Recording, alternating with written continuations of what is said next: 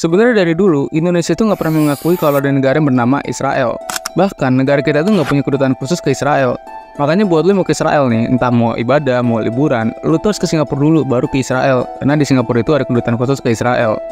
Tapi walaupun Indonesia itu nggak punya hubungan diplomatik sama Israel, Indonesia tetap punya hubungan bisnis sama Israel itu sendiri.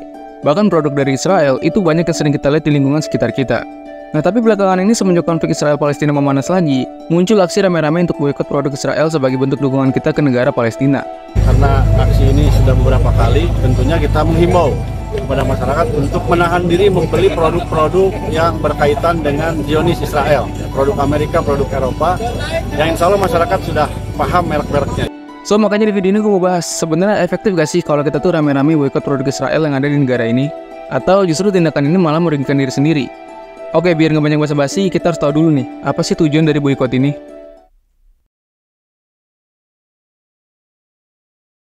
Sebenarnya aksi boikot produk Israel itu udah ada dari tahun 2005 yang dilakukan organisasi masyarakat sipil Palestina. Gerakan boikot produk Israel ini dikenal dengan nama Boycott, Divestment, and Sanction atau disingkat dengan BDS.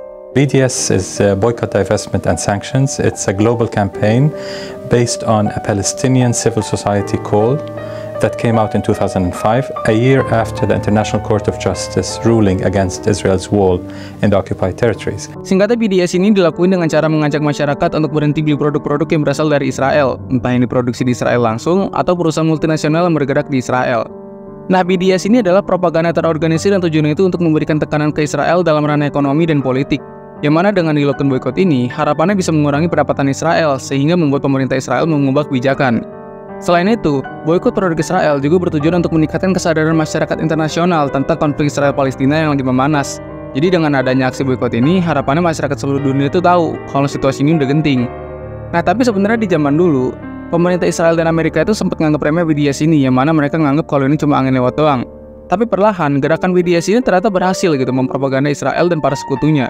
Menurut Alan Cannon, BDS ini berhasil jadi alat perlawanan terbaik untuk menjelek-jelekan Israel dan Amerika.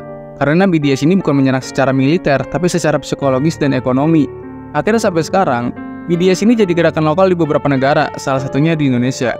Tapi walaupun BDS ini cukup ampuh untuk ngasih serangan ke Israel secara ekonomi, tapi ada beberapa tantangan dari aksi BDS ini yang ngebuat gerakan ini nggak berjalan semudah itu.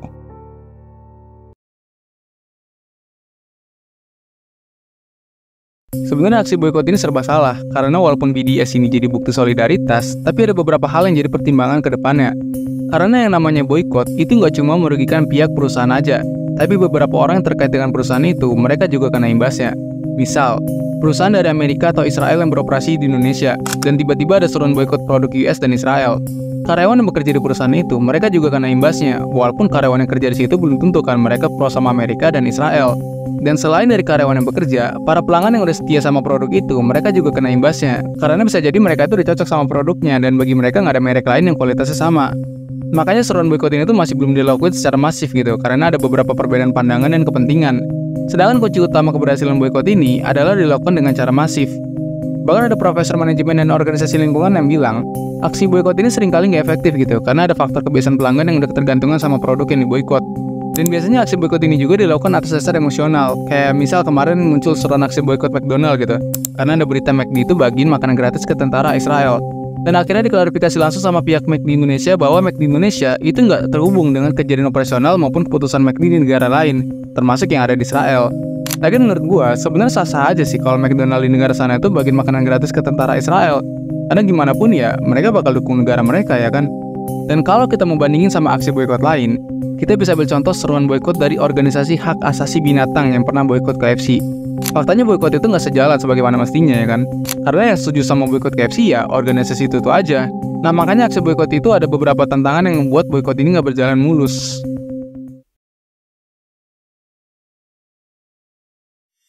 So, efektif gak sih kalau kita lakukan boikot ini untuk aksi membela Palestina?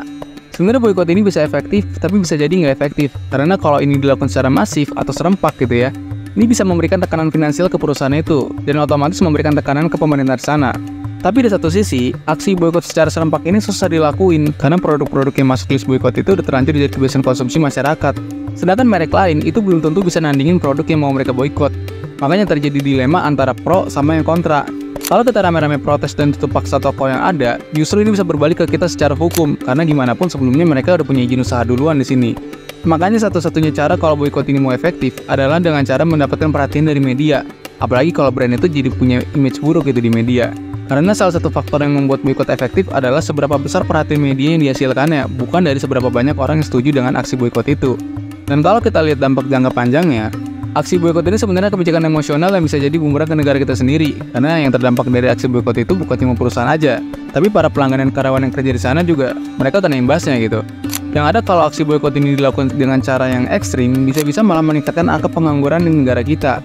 Nah, sebenarnya ada alternatif lain selain dari boykot dari ekonom Mumtaz Foundation, Nurizal Ismail.